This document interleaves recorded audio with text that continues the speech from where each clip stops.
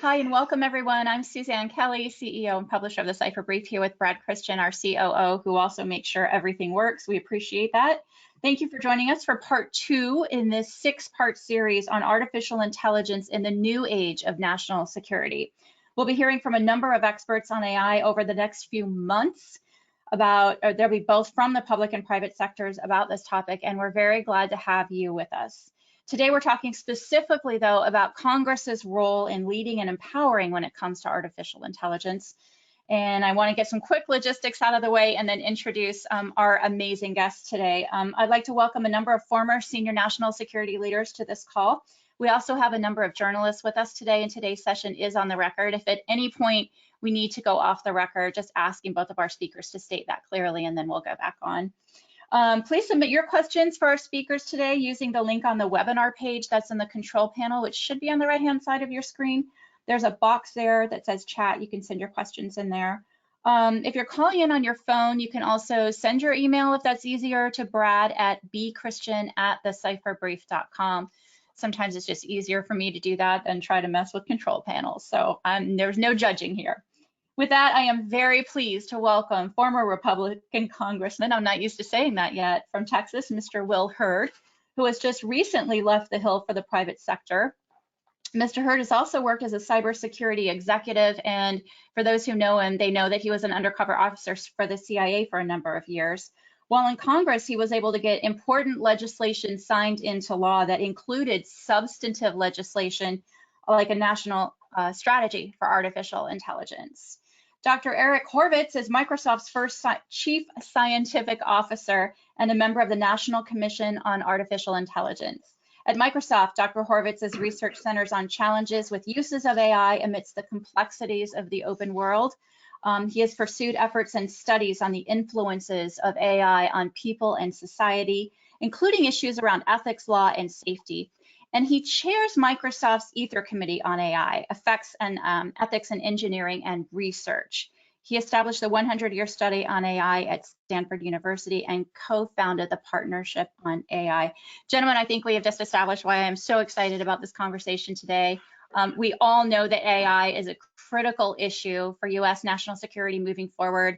Not a lot of people, although more than a few years ago, understood exactly what AI is and how it sort of integrates into the whole broader national security mission.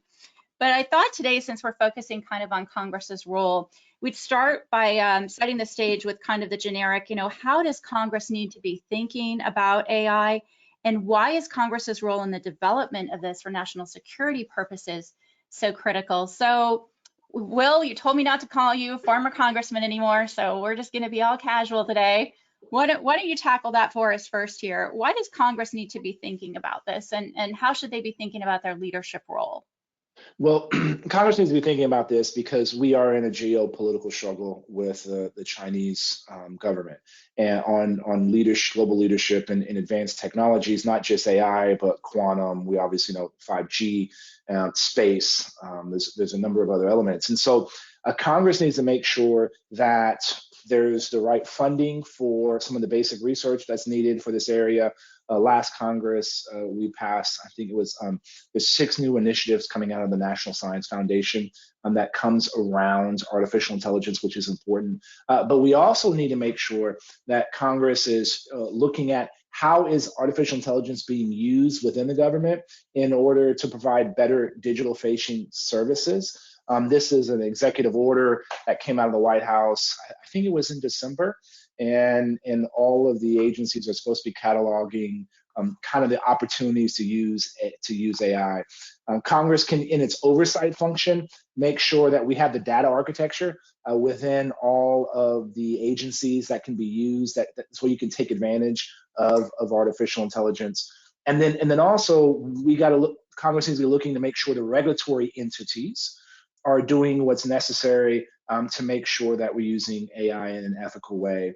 And so it's simple. We have rules on the books already about discrimination. Let's make sure that artificial intelligence is doing that.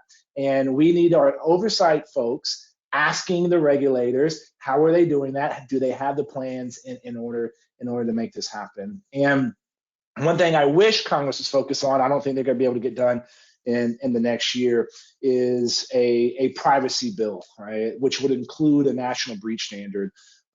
We are way behind. We're way behind the Europeans in what they're doing. We're going to see some AI legislation and rules of the road come out of the EU probably this summer, maybe a little bit before the summer. And so Congress has a role. Like we should say, hey, this is the rules of the roads of how you're going to use technology. I don't know if Congress is going to be able to pull that rabbit out of the hat. And that's something that's going to have an impact on all companies that are developing this issue, because you're going to have to come up on your own with what is the ethical use, how is this going to be used, because Uncle Sam's not going to do that. But what that means is states are going to get involved. Cities are likely to get involved as well too. And so you're going to have a patchwork of subnational rules that you may have to follow if Congress isn't able to act. So those are just a couple of those areas that we need to be prepared for. And we have to remember, I think the folks that are on this call are sophisticated, understand this, but we have to continue to make sure our legislatures and their staff understand this. We are in a race, period, full stop. And we want to make sure that it's our ethics, our values that are imbued in this kind of technology. And that we have to get the issues around ethics right, but we also can't let that stop us from happening, because we can do both at the same time. We're going to have to. So I'll stop there, and I'd love to hear what Dr. Horvitz thinks that Congress should do, and I'll tell him if it's going to be likely or not. And I'll end with this. I will say there's still a couple of bipartisan issues in Congress, even in the environment that we're in now. The fragility of digital infrastructure, right, and the need for improved cybersecurity, and the threat that the Communist Party of China plays on the development of these technologies. Those two things are there. I even saw it on the Intelligence Committee, which I don't think there was much in agreement over the last couple of years on that committee. So you do see there is some bipartisan understanding of the problem set. Now, do we have the technical know-how and understanding in order to provide solutions that make sure we don't get in the way of entrepreneurship and creativity? That's a whole nother question. But at least we recognize the problem. Yeah, I think those are all excellent points. And Dr. Horvitz, you're actually getting ready to deliver, as part of the AI Commission, a set of recommendations to Congress on this issue that the Commission's been studying for a number of years. So did Will get a lot of that right? And are most of these issues covered in these final recommendations? Absolutely. I resonated deeply with the comments that Will just made. You know, it's when I was called into service on the commission as a commissioner, I was really moved by the charge we received from Congress. You know, AI is not simply another technology. It's a technology that has serious implications for our nation's defense, national security. It's a technology that will likely transform national security and has implications for countries across the world. The executive branch can only go so far. Congress has to act. You know, this involves, you know, creating the appropriate agencies with proper authorities, lines of command and funding. If the U.S. is going to succeed at, you know, reorienting, organizing for this ubiquitous technology, and we're clearly at an inflection point with the technology, fueled by the now coming availability of large amounts of data, the acceleration of computation and resources we have for that, and advances in algorithms that just over 10 years have really changed the game in terms of the kinds of things that we can do that we would traditionally rely on people to do in life. And to the comment that Will made about ethics and larger influences of applications of AI on people and society and nations, it's really critical that we dive deep, and this is technical, policy, and socio-technical, into the into the intersection of where the technology is going and how it's going to affect people. Build systems that are aligned deeply with US values, demonstrate that we can do this to the world in the shadow of authoritarian government uses of AI, which is a powerful technology. And we want to align with our allies and friends across the world on best practices for implementing AI. And this includes considerations of civil liberties, civil rights, issues around ethics and values. You'll see in our report, which is now in draft form, our final report at the NSCAI's website, we think deeply about what it means to align technically AI systems with democratic values. What does that mean in terms of how data is handled, how data provenance is handled, how we document the systems, how we allow for redress, for people to have an ability to understand when they've been wronged by an AI system. The systems fail. They have a false positive and false negative rate. You can't avoid that. We want to think deeply about how the technology interleaves with our laws and regulations, and also think about new laws and regulations we might need, given we're facing new kinds of situations now with these technologies. Mm-hmm. It's an excellent point. Will, you kind of laid out a situation where you talked about rules of the road. You talked about, if Congress doesn't sort of take the right leadership position on this, we're going to see possibly a clash with the private sector over development of AI technologies. We're going to see states and localities. This sounds like a big fat cyber mess to me, which is where, all of the issues that we're looking at in cyber right now kind of follow that similar structure. How can Congress act now to do something about this that will? Well, actually act, right? Let's not follow the back. Let's not make the same mistakes we made in the cyber world. And an example, Robin Kelly, my good friend from Illinois, Mark Warner, and Cory Gardner, we all worked for 3 years on a piece of legislation for cybersecurity around the Internet of Things. Some really basic things, like you can't hard code your root password, and it can't be password, right? If your device can connect to the internet, you got to be able to update the operating systems, right? Oh, and by the way, if there's an existing vulnerability, you got to have it patched before you install the equipment. Some simple stuff. Took us 3 years, right, in order to get that done when everybody was in agreement. And so part of this problem is Congress is going to have to understand that speed matters in this case, and we have to get. But these are complex issues that I actually think Congress is capable and designed to be able to debate. But we have to have those debates now, and we have to come to some kind of conclusion. Is in line. A lot of folks, when we passed the National Strategy on AI in the House, nobody thought we could be able to get it done. And partly because of the word I hate, jurisdiction. There are 6 committees that had jurisdiction over this issue. However, we were able to put it together and get it done because everybody recognized the importance of this. We can look at the Cyber Solarium report that came out last year and the implementation of that.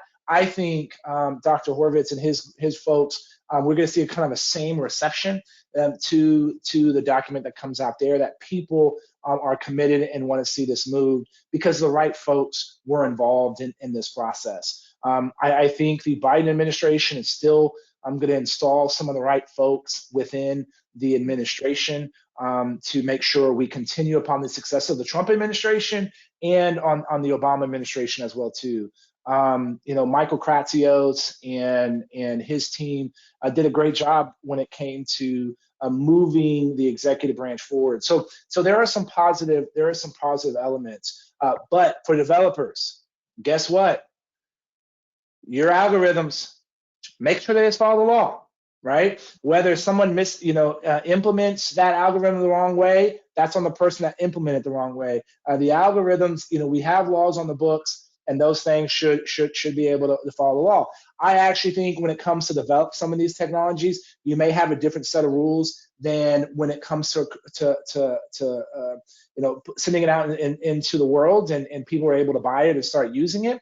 I think you can have different tool sets there, but ultimately, I think if we do that, it's going to make that debate within Congress a little bit easier. Mm-hmm, Yeah, absolutely. I should make a comment on that, Will.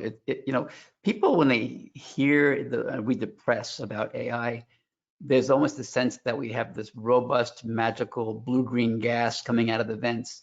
In reality, AI systems that we build today, especially in open world applications, are narrow, they're brittle, and difficult to integrate into legacy systems. There's a huge engineering task and responsibility to think deeply, and this involves requirements for new R&D, as well as efforts in training and experience and new developers' tools and best practices to build systems that we say in our report earn justified competence.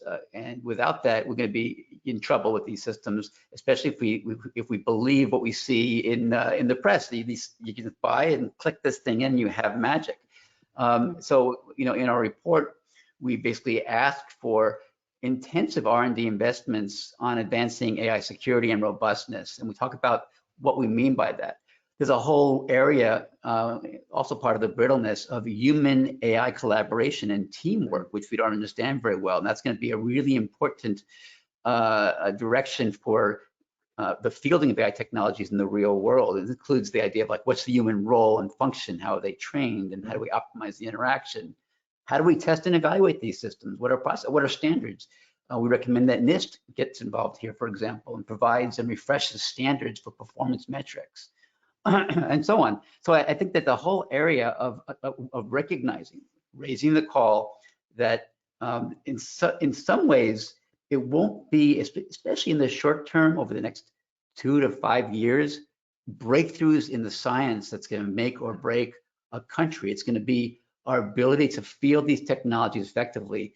It's deep engineering, it's understanding robustness, and then mapping that back to civil liberties, our values, and so on, to make sure our systems are fair, unbiased, maintain privacy, and so on.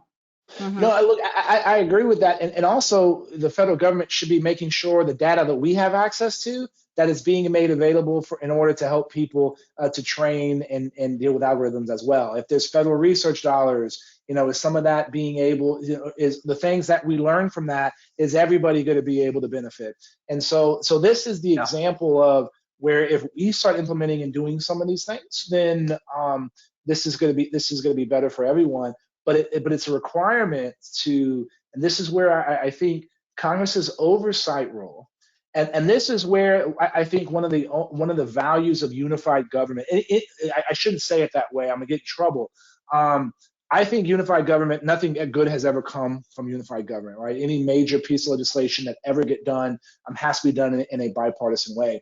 But what you will see is the oversight of a one party over their party in power usually is about improving government and processes and functioning.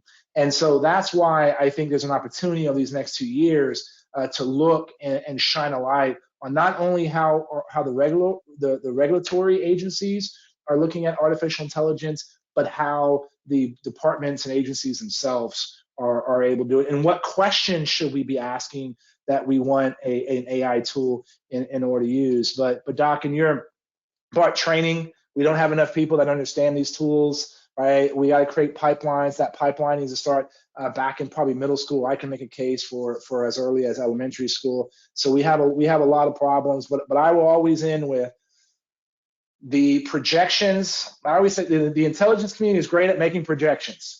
And in my 20 years associated with the intelligence community, I've learned those projections, take them all and divide them by 2, right? It's always half the amount of time that we end up getting to some big, scary thing. And we got to realize that, because waiting 3 to 5 years is not going to work. Yeah, not an option in this case. Gentlemen, let me pose this question, and Dr. Horvitz, you might want to take this one up first. This is from the former Director of National Intelligence, Jim Clapper. He says he'd be interested in your views on what legislative guardrails both of you see as needed to regulate AI, since there are all kinds of civil liberties and privacy considerations that are posed by this technology. Well, to start with, we want to make sure that the laws and regulations we have in place are properly interpreted and applied to AI systems to start with, and then to think through deeply what changes might be needed. What's interesting is we have and recommend directions on assuring the privacy of data being used in AI systems. The reflecting about what's the divide when it comes to this new world where you have large amounts of open source or commercial data available for purchase, including by the intelligence community, and what that means and how that changes the game, and asking for the standing up of a task force to think that through more deeply. This whole notion of we want to have, or how do we propagate some of our regulations on fairness and equal treatment to AI systems, but that doesn't necessarily translate directly from an abstract, clear legal statement into what you do when you test and train a system, and how you maintain a system over time and use it in different environments to understand whether you are seeing fair behavior, for example, and how a recommendation engine is recommending loans or educational opportunities or healthcare. So there's lots of interesting work to be done when it comes to taking existing regulations and propagating them down into best practices and requirements when it comes to the development and fielding of AI systems, including how they're tested, what metrics do we use. We just make a comment here on one direction here that James's question brings to mind. We hear the idea of notion of make your system fair and unbiased. Well, it turns out in the AI world, there is no single definition of fairness. So we've been talking on the commission in a line of effort around ethics and values, that part of the work in building and fielding systems is going to be defining and declaring what fairness is, a definition. This will have to involve a multi-stakeholder process to define what we mean by fairness in a particular setting. Once we have that, it's easier to confirm or verify, but there's no notion of an intrinsic definition of fairness that comes out of the algorithms directly. We have to that's where the algorithms stop, and we have to have human decision-making and consensus. And agreement on what the terms are that we're using, just like the law is based on the same thing, right? That's exactly. From former director of the National Geospatial Intelligence Agency, Robert Cardillo, he says we need nothing short of a Manhattan Project when it comes to AI. The IC could use a JAIC, the Joint Artificial Intelligence Center, of course, within the Pentagon-like entity with real funding and real authority. Thus, his question, first for former Congressman Hurd, is Congress willing to give the ODNI real authority to lead an AI implementation and to hold the IC together? So look, if anybody understands the value of this, Bob does. And so is there a willingness? I think the answer is yes, right? But I still think that appropriators have to be explained, better understand what the worst case scenario actually is, right? And it's funny, but before this, I put on my Instagram feed, I said, did a quick poll. Is AI going to improve humanity or destroy humanity, right? And I'll be honest, I thought it was going to be an overwhelming number of people going to say it was going to destroy humanity, because just in the conversations I have, people always go, they're worried about this. But actually, it was again, not scientific, but more people thought this was going to be able to improve humanity. But we have to understand, in a bipolar world, nuclear weapons and not having them, it was very clear what the downside was going to be. And so I think most people on this call understand what a first mover. There's no second place in artificial intelligence, right? And so, but I don't know if enough members of Congress can appreciate this, right? And usually when people, their heads automatically go to the Terminator, right? You know, are we going to be able to build the Terminator, right? Now, look, that is ultimately what, you know, should we be worried about general AI being able to do that? Yeah, but we need to recognize the magnitude and all the steps that need to happen to get those foundational technologies to a point where we are able to get to where we can defend ourselves. And I think talking about cybersecurity, that the future of cybersecurity is good AI versus bad AI, I think that is a notion that people can get their heads around, especially after what we're learning about the SolarWinds attack and how that has permeated across the federal government. So this is a long-winded answer to say, yes, I think Congress is there. I think the overwhelming support on some of the NSF funding, again, not to the levels that we need, but this is also going to require one of the reasons that we have to get our budget house in order so that we can realize some of the savings and put that towards, you know, a program like this, which really I try to explain to my colleagues and former colleagues, this is about the future of our economy. This is about the future of the American workforce being able to be competitive. Mm-hmm. Absolutely. Dr. Horvitz, did you have anything you wanted to add to that, or I have another couple of questions? Well, I think it's a great question, and we dedicate a chapter and quite a bit of effort in thinking about the future of the intelligence community and AI tools and how they can be enabling and how they will be enabling to rivals and adversaries as well, and call out, make recommendations, for example, that the Director of National Intelligence needs to establish, you know, a council focused on cross-IC technology modernization. We want the DNI to designate a Director of Science and Technology within ODNI as the intelligence community's Chief Technology Officer, and really work through with the academic community, with private sector, thinking through applications and great standards of practice for the intelligence community. It feels like there has to be that kind of cohesion. There has to be that point of bringing everyone together on this. Absolutely. Yeah, and Suzanne, I just want to add another thing to this, especially with the folks that are listening. One of the things every agency within the IC needs to do is they need to make sure that senior enough people are liaising with the appropriate committees, right?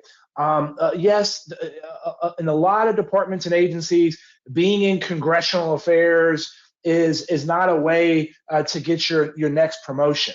Okay, but we need senior folks that understand those agencies, have some decision-making authority, that could spend time in educating HPSI, CISI, the appropriators on those appropriate issues. And one of the things I found was that was not always the case, right? And it doesn't have to be the director. The directors will always come over and do this, but there needs to be a senior person that is working with those committees in order to articulate those needs and do it in a way that the relevant committees understand. And that doesn't happen right now. Right. And we'll get some of the R&D I talked about earlier is going to be really important for intelligence community applications.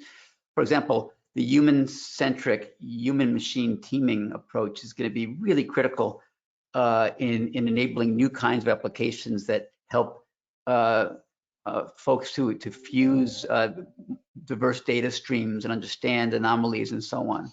Focus attention. Yeah, I just want to point out too, for everyone on this call, a little tidbit you may not know that Dr. Horvitz was happy enough to share with us. The nscai.gov website does have the draft report. The full report is expected to be delivered to Congress in early March. We have a question here from Lieutenant General Robert Ashley, who just retired as the director of the Defense Intelligence Agency, who says, okay, how do we put teeth and hard timelines into the various commission findings so that we're not exploring lessons relearned? Washington is a great place to talk about what we know and admire problems. How do we actually implement some hard timelines into this? So I'll turn it over to Will for that, because he knows how and what needs to happen in some of these reports, and I use the Cyber Solarium report as an example. some of the implementing legislation that's going to come out of it has to be as narrow as possible in order to pass the relevant committees. And so usually if you have something that's able to go through one committee, it's a lot easier to get passed, and you can then, and that's on the House side, and then you put some of those together on must-pass legislation in the Senate. And so a lot of these issues will get put on an NDAA, will get put on an end-of-the-year bill for appropriations bill, an Omni or whatever that is. And so, but the key to get it moving is getting it out of the House and those recommendations being as narrow as possible. We saw that in the National Strategy for AI, 82 recommendations, and the idea was each one of those 82 recommendations get turned into a piece of legislation that has a narrow area of jurisdiction. That's how we make sure these things get implemented, and then also ensure that the oversight staffs have an ability to, look, as they're developing, and they're all formulating them now, that they're developing their oversight strategies for the years to come, or for the next 2 years, and making sure that they are educated on here are some of the points that we should be asking for. Education is obviously a huge component of this, and we're hoping that all of the members of Congress will pay attention to the commission report when it's released in March. But let's talk about kind of big picture for just a second. And Will, you mentioned, what happens if we get this wrong? What happens if the U.S. doesn't take a leadership role? If Congress doesn't act in the way that it should on setting some guidelines and some standards and some laws around the building of AI? So let's just a Terminator is a bit, I don't know, dramatic, but I'm a total sci-fi person, so I can relate to that immediately. But what does it look like down, 10 years down the road? And will it even take that long? While we know U.S. adversaries like China and others are developing AI at an incredibly fast pace, what does it look like if we can't get this together and organized in a way that we can effectively use it and not allow these systems to work against each other or against our ethics and values? I'll let either of you go first on that. Oh, sure. The commission was set up with a charge to think deeply about the competitiveness of the U.S. in the world, its vibrancy, its defense, its national security, calling out the declarations and intelligence that we have about the seriousness with which rivals are taking the prospect of harnessing these advances for their goals. We know that Russia has plans to automate a substantial portion of its military systems by declaration. It's talked about deploying autonomous systems, even in Syria for testing on the battlefield. China sees AI as the path to offset U.S. conventional superiority by leapfrogging to a new generation of technology. It talks about intelligentized warfare. There's lots of chatter from the senior leaders of China about their plans and what they believe this technology will mean for their nation. We need to sort of move ahead quickly and seriously to understand the opportunities as well as the trades and dangers. Dangers include, by the way, moving in with poor implementations of AI, poorly integrated, including not understanding deeply the notion that when you field AI systems, you field new, what we call attack surfaces that could be attacked by adversarial AI. So it has to be done properly, seriously. We have to think through deeply issues around, as I said before, robustness and trustworthiness in our systems, work on the training, on the human role, and think really deeply about key U.S. values as we go. And we think we can do a good job with that on values and principles, engineering practices, understanding how to put metrics on performance, how to have accountability and governance processes in place, making our systems auditable, interpretable, reliable. A lot of this is work that needs to be done at the intersection of the tech community and the policy community. Mm-hmm. We all know though that, and thank goodness in a lot of ways for this, that the private sector doesn't work at the speed of government, and government doesn't always work at the speed of just reality. So what are some of the things that need to be done around, once this report is released, obviously we're going to have a pretty good guideline, I think, of where, a blueprint really, of where Congress needs to move in this direction.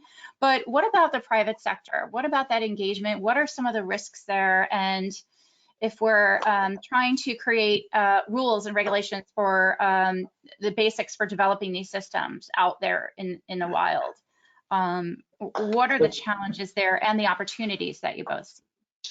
So Keith Alexander always uses this, he gave this example, and I use it all the time, that if the public sector thinks it can do this by themselves, or the private sector can do this by themselves, it's the French believe in the Maginot Line is going to defend them from the Germans, right? We have to work together. The private sector is similar to the intelligence community in this, the hubris that exists in being able to defend against attackers, right? If you've gotten any VC money, the Chinese know, and the Chinese are in your system. Be prepared for it, okay? There's always somebody smarter than you. There's always somebody that has a better tool than you. Begin with that in mind. And there is going to be a regulatory impact, a government risk to your business. So start thinking about those public policy issues around your widget or around your service from Jump Street, even if that means that this hasn't been defined by the federal government. So that's one of the things the private sector needs to do. But this is a partnership. When it comes to basic research in the federal government, it is data available in the federal government and the ability to get that to people in order to innovate. So that's one of the things that I think we could do. Yeah, no, well, that's very well said, Will. Okay, let's talk about, it's hard enough for sort of the US to tackle some of these broader issues, especially when it comes to like emerging technologies like this and the speed at which they're emerging. It might be even harder to get US allies on board with something like this, but equally as important if these things are to be effective. Dr. Horvitz, how did the commission tackle the topic of working with allies, working with NATO, working with the Five Eyes in developing some of the recommendations that are about to be released? Yes, in our recent interim report, we actually focused deeply on opportunities there, starting with NATO countries, what we might do in terms of especially sharing standards when it comes to this idea of justified competence in our systems, notions of auditability, standards for documenting how our systems work, documenting the data sets that are used, especially important for reuse of data by allies, understanding how systems will work in different environments when they're moved from country to country, how to coordinate on issues around privacy. You know, we have different types of privacy regulatory environments in Europe versus the United States, understanding how to come together on that when it comes to the uses of AI systems that do machine learning on that data and how those systems can use the data and their inferences. There is a bunch to be thought about, and this has come up in our commission about coming up with an approach to risk de-escalation. There's we haven't gotten to this topic yet today, but there's the concern that when you have AI systems on two sides of a conflict or across rival lines, that the complexity of interaction is such that, and the time constants of such are so quick these days, with potentially fielding AI systems, that we need to bake in not just crisis de-escalation strategies and communication protocols with allies and partners, but also with rivals. That's a fascinating topic. So Suzanne, one of the things that needs to happen, and I tell these to all my transatlantic friends, we got to get beyond this beef on privacy. The U.S. and Europe agree way more on privacy than Europe and China does, right? And I always laugh when my colleagues from the German Bundestag want to get in my face about issues. It's like the German BND can do things in Germany against German citizens that the NSA wouldn't even think about doing, right? And so it's like let's stop this beef. because we have to be able to do this together. And we could be using our European allies, and they could be playing a harder role at international standards bodies and making sure that they're countering what the Chinese are trying to do and influence those issues. And it's not just on technological issues, it's also on human rights issues. And our European friends haven't done enough in defending a liberal democratic value system at those standard setting international bodies. That's one way that we can that we should be able to work a little bit better together. But the same issues on sharing information and data and research that can be said between the U.S. Government and the U.S. private sector can be said about, especially our Five Eye partners, and how we can cooperate. And the best argument, or an argument I've made with our European allies, is what the hell did y'all do when you want to talk about 5G? Why the hell weren't y'all helping Ericsson and Nokia, right? Why aren't we having an alternative to Huawei and putting a system in place where you can do long-term budgets or things like we missed the mark there on that infrastructure. Oh, and by the way, if somebody owns the infrastructure, they're going to be able to figure out a way to mess with the stuff going across that infrastructure in some form or fashion. And so, I'm ranting a little bit here, getting it all off my system with our transatlantic allies. But we have to do this together, and it's the only way we're going to be able to compete with an authoritarian government. One of the aspirations of the commission is that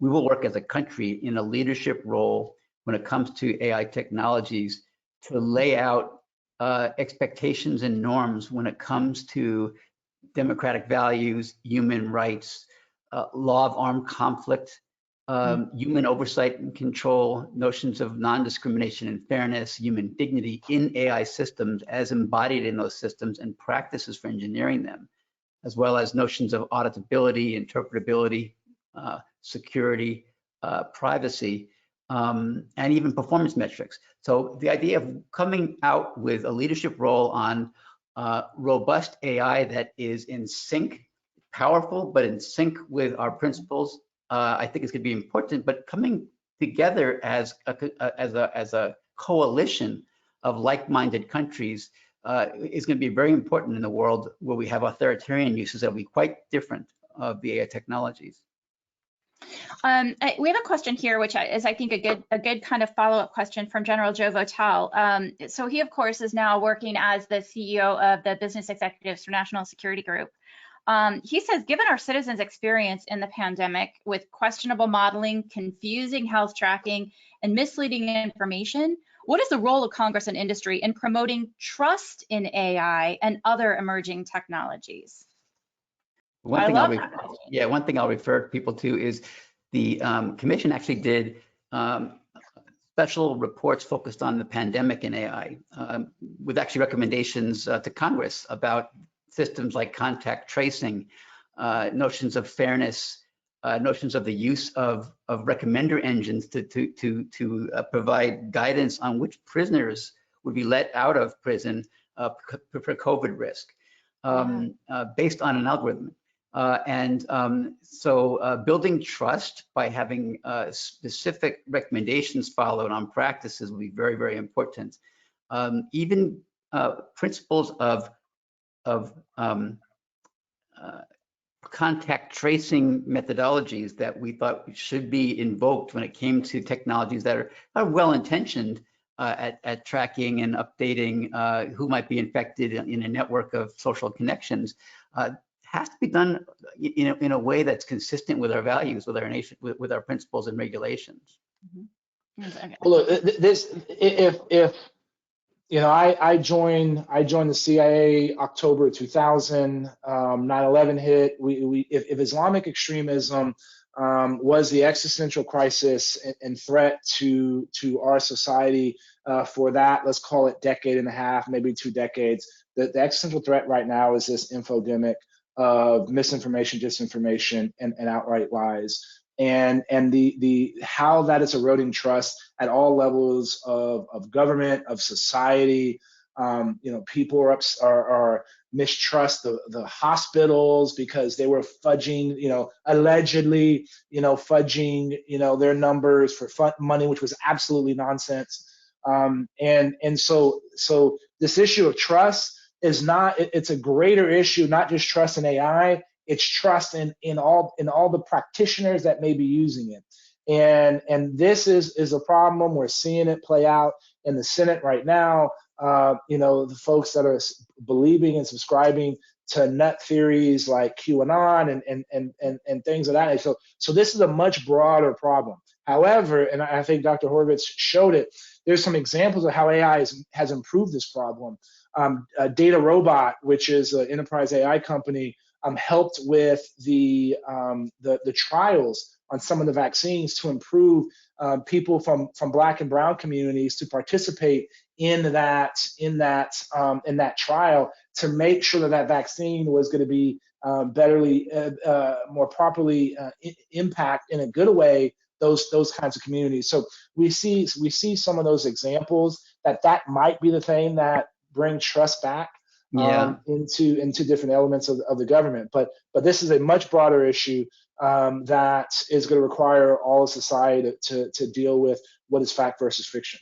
Just to build on what Will just said, AI technologies and methods were leveraged in getting us to where we are so quickly on the biomedical side, to understanding how quickly we went from sequence to structure to potential therapeutics that haven't even been applied yet, but that look like they're powerful within months, to the vaccine constellation that we have now. It was a pleasure to be part of the OSTP High Performance Computing Coalition that IBM, Microsoft, Amazon, Google, and other groups and the national labs came up with, that was giving out cycles to compute molecular dynamics and molecular kinetics to understand better how the virus interacts with human cells. So I think that part of this is, we stood up technologies very quickly to react to SARS-CoV-2, COVID-19, but everybody's thinking about the next pandemic now. Like, let's not have this happen again. Let's go faster with detection. Let's go faster with logistics. Let's leverage AI technologies and other computing technologies in IT and regulatory guidance on fairness and privacy to go faster next time. So a lot of these titles are now preparing for the future pandemic. Mm-hmm. I think that's absolutely right. We have so many questions and we only have a few minutes left. So before I come to both of you for some closing thoughts I thought we were getting ready to go in the lightning round. I know. We should do that. Okay. Well, so I want to try to get as many of these in as I can. This is from Tomas Toyama, who says, Congressman Hurd, thanks for your work and service. Based on your previous career, how do you see AI enabling humans collection specifically, and how does it disrupt it? How does it enable human, right? Well, one of the things is how are you going to be able to conduct a clandestine operations in an environment where everything you have may be being tracked, right? So how do you, I guess the right phrase would be adversarial AI to make me look like Tom Brady if I'm going in and trying to do a dead drop versus make me look like Will Hurd, right? And so I think that's something that AI may be able to help when it comes to the kind of tradecraft. I also think it could help us, you go to the National Clandestine Service or the DO, I guess it's been changed back to it as collectors of last resort. And so are you able to use these tools to refine who that individual is that may have access to that thing that you may need? I think that's where this would be a tool that would be super important. Mm. Even understanding what our competitors know about us by running you might say digital twins of technologies they might have to fuse information and do persistent surveillance will be very useful, I think, because I think that it's what you can do today is so much different than what you could do just a few years ago with AI technologies and all the data available from multiple sources. And I know we have a lot of questions in the queue. This is a pretty terrible lightning round if it's supposed to be a lightning round. But look, I want Dr. Horvitz giving me as a collector requirements on here are the 20 things that I would like to know, right? And then use that and go out and collect based on that. Because there is nobody in the analytical community within any of the intelligence services that are going to understand these issues or want to know where to help us better understand our adversaries than some of those that are working on this in the research or private sector, a research community in the private sector. And so I want to be able to turn those private sector assumptions and questions into collection requirements, go out and do what national collectors are able to do. But then that process is actually not that hard. The hardest part is once we got that information, getting it back in his hands, right? Is the difficult part. But if we're able to do that, that's another way the public and the private sector can be working together to ensure American and our allies' competitiveness in a dangerous world. Okay, so here's a great question, and then we'll probably just move to some closing statements because our lightning round kind of failed. I think this is so much more interesting. So how do we compete against China when they recognize our greatest vulnerabilities are ethics and values, asks Marty Gray. They think that is our greatest vulnerability. I think it's actually our greatest opportunity, right? Is look, this is, we're built on an idea, right? And that idea is that there's inalienable rights. Like that's what makes people flock to want to come here. And so I think that's our strong point. And if we ensure this technologies that we are being developed are based on those values, then that is what people are going to want to be able to use. And so if that is what they're going to try to attack, bring it on, because that is actually our strength.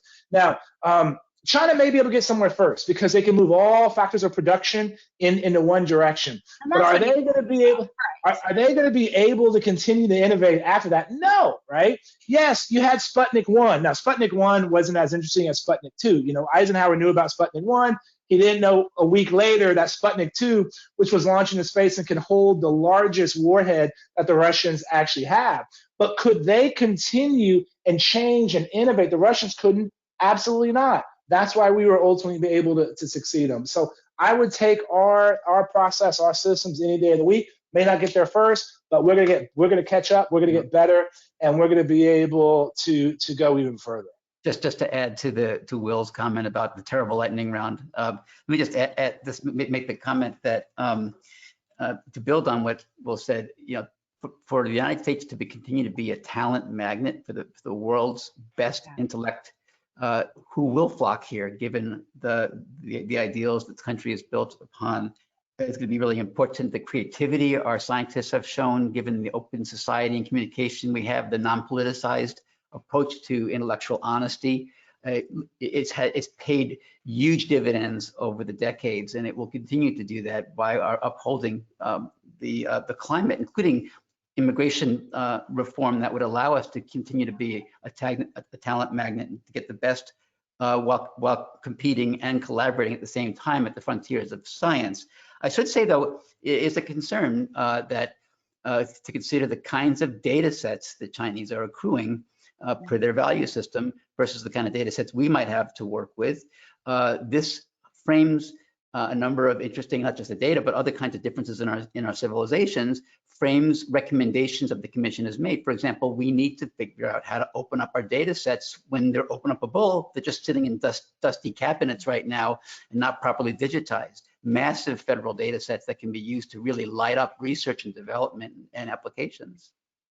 Well, Dr. Horvitz, excuse me, we also need to make sure our algorithms need to be trained with less data, because if we think we're going to be able to compete, straight up with China, we're never going to get to that point. So ours need to be a little more efficient. And just so you know, Will, I mean, we have plenty of upside there. We call it in the report.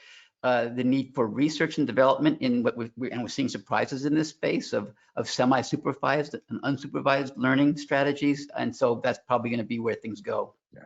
Look, and to your point about the talent magnet, if you're a quantum engineer, if you're an AI researcher, welcome to America. And if that means we need to bring your mama and your daddy too, they're welcome to come also, right? And that's how we make sure we're able to continue to compete. Yeah, I think, in the best possible sense of saying this, that you've laid out why kind of geeks rule the world, and I say that lovingly. It's going to take a real education effort, not just on behalf of Congress, to bring people up to speed on what this is. A decade or 2 decades ago, most of us didn't even understand what cyber was. I think sort of the general population is there right now, and we're hoping that Congress studies really hard on this stuff so they can lead the rest of us through where we need to be so that we don't make some of those same mistakes and we take advantage of these incredible opportunities. Will, I'm just going back to that first poll that you did before. I think it's fantastic that people have hope and see what the incredible possibilities are and how they can make life better. And Dr. Horvitz, I think you brought some of that out, especially, when you're talking about the most recent one that all of us are thinking about right now, which is COVID. And sort of the applications of some of these things that can make life better. All right, I'm going to give you both a chance to make a closing statement, and you can take as long as you want. I got nothing until tomorrow, so. Dr. Horvitz, why don't you go first?